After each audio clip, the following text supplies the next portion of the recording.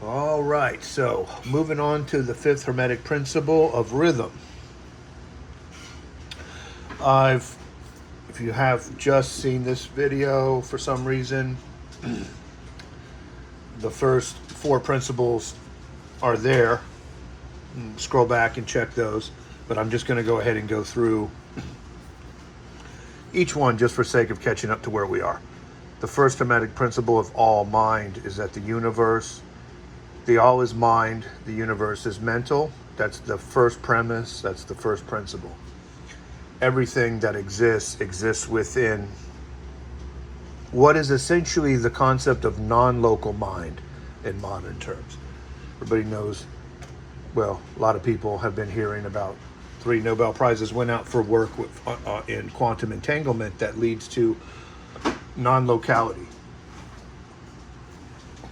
The understanding that local looking objects in space are not locally real in terms of having standalone existence apart from the whole that they exist within.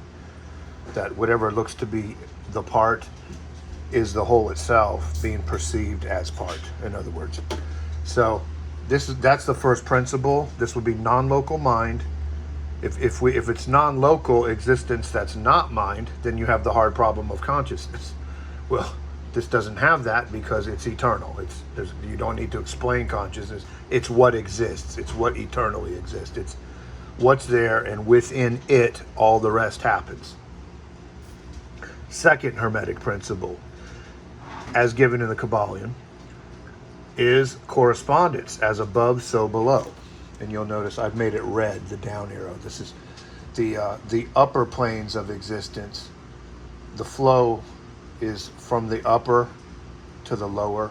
And there's also the consideration of communication coming back from the lower towards the upper. But the descending spirit is pictured this way, even on my tattoo, if we can see it here, the blackened downward triangle with descending flow, descending spirit. And that's what the interlock triangles are meant. It's also meant to have the two mental hemispheres connected. It has layered meanings. As within, so without. And it sets up the notion that within all mind there is correspondence or parallelism or mirror reflection or repeating. Everything is a repeating process. Repeating processes are essentially what are the simplicity behind what looks like complex reality. That we can know that much about reality. Ultimately, we're not going to know, but this is within the scheme of knowable. To the third principle, we get into, I've drawn some like subatomic particles with wave interactions between particles to illustrate the principle of vibration. Everything moves, nothing rests. Everything is vibratory. And within that vibratory, there's wave fronts and wave-based communications and all this interaction. This is awareness itself. This is as above, so below. Awareness itself interacting, creating the self-interacting environment of 2 through 7. The third is vibrational. Everything vibrates, noting that. It's nothing is truly at rest. Everything perceptual is vibration oriented. And I've got the red here flowing through all of this so that we can kind of keep sight on the fact that core subjectivity, pure awareness, flows in an unbroken way through all of the principles. As we moved on to the fourth principle of polarity, it sets up the poles, left and right, plus and minus, this and that. So then we get into all of that. This is where everything in the perceptual realm appears to be locally real. It looks like local realism, but local realism is false. That would be Maya in the East. The samsara, the world of sorrows and suffering. Maya, the world of illusion. Babylon in the West, what we would call confusion, Babel was the confusion of language, and Babylon ultimately is a reference to various types of confusion, including Babylon the Great, which would be confusion itself, confusion as a whole. This gets introduced through polarity and the false dichotomies. This versus that. I talked about. It's not this versus that. It's this and that. It's when you have the non-dual informing power of the first principle of all mind. That's non-dual. Makes sense out of the things that seem dual, that look dualistic and polarized. That gets us down, caught up to the fourth principle. Right now we're launching into the principle of rhythm, which once you've established the poles of polarity, and they have this centrism, this middle way, given as a neutral sign, we have to think of it in three parts, not just two. Once you make these poles, we have to visualize the poles and the equal, the plus, the minus, and the equal. Electric, magnetic, and you could say dielectric. There's different ways of looking at this. To an individual personal mind, there are mental poles between the mental hemispheres. And the principle of rhythm is the rhythm that tends to flow between the perspective of this and that, left and right. But I'm going to stick with this and that, so we don't get, then we can relate this to other things that are thises and that's. It's always this and that, because the this and the that have fragmented off of the one. The one is the many, and the many are the one. Hermetic idealism. So this we can then zero in on what are we talking about now? This flow. We've got poles, we've got polarity. Now we're going to look at this rhythm, which is like a pendulum swinging between poles.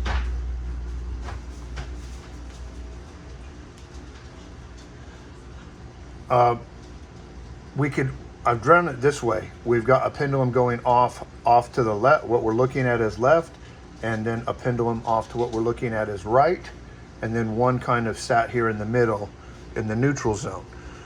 And I've written on this, for this swinging between this and that, we can think of as unfavorable and favorable. Things that seem to us as unfavorable is the pendulum one way. Things that seem favorable times is the pendulum going the other way. And everybody witnesses this in life, growing up in school, or at work, or with finances, with friends, with whatever could be going on, just life circumstances. You'll notice that you'll fall into unfavorable times. This is like the story of Job. Favorable times, the pendulum will swing to unfavorable times. And then the moral of the story is, within like the Job example, when it gets to unfavorable, that'll test you to the brink. Test your faith, test your belief, test everything. Just faith in life even. Just not so much even just in the religious sense, just your faith in the world, the life, and your own existence, and your ability to survive through things. And it'll get tested in the unfavorable times, but their change is certainty. You can count on change. Change you can count on because of vibration, because of polarity, and because of rhythm. Because of all of these things, you need the vibration and the poles and the correspondence for the rhythm. In all of this, there's going to be lessons learned. So we'll get to the practical parts later. I'll just keep walking through. Change is truly certain. Not mistakenly certain or certain but wrong. Truly certain. Change. And it has to do with, because everything moves, nothing rests. And because that creates poles in perception and perspective. And because poles in perspective and perception make way for things that are intellectually and emotionally unfavorable and favorable, the way they seem. Change is perceptual. If somebody was going to correct us and say, yeah, this change you're pointing to that is so certain is a perception. Well, it is. But that's so too is the perception a certainty as well within the scheme of personal mind, which is what this is all relevant to. what this is, the context of what we're addressing. How is it for the personal mind? And then what can the personal mind do with this knowledge to make its existence for the better in certain ways? That's the whole point of it. That's the mental alchemy. Well, we can know deeper that change, and sure, is only perceptual, not fundamental. All perception is non-fundamental. But it also coexists with the eternal.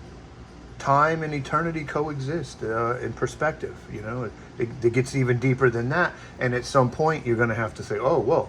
Nothing that exists is without meaning and without purpose. If perception exists, then perception is with meaning and with purpose, and the change that comes with perception is with meaning and with purpose." And you unpack it back into the world of experience, into what's relevant to life.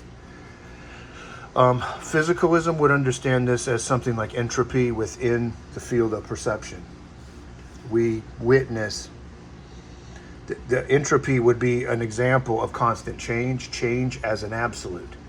The change is we're not going to have a scenario where the change stops and things just stop changing and vibration stops and all this stops. It would break down the whole of existence itself for any of that to happen. That doesn't happen.